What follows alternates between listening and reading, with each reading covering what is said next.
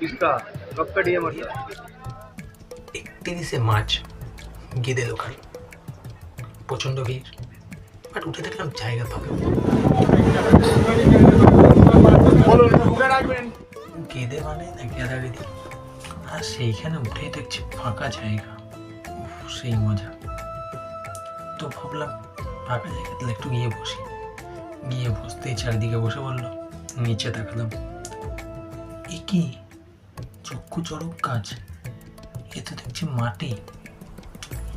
কিছুক্ষণ বেশ যাওয়ার পরেই ভাবছিলাম রেলের কি অবস্থা, রেলের লোকরা হয়তো একটু পরিষ্কার করে ভালো হয়।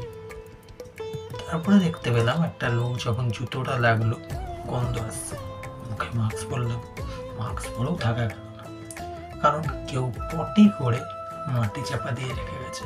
ভাবা যায় কি মানসিকতা হয়ে গেল, এখানে থাকছে, এখানে ইয়ে করছে, রেলের ভিতরে ট্রেনের বগিতে এগিয়ে রেখে চলে যাচ্ছে। ছি, লজ্জা হওয়া দরকার।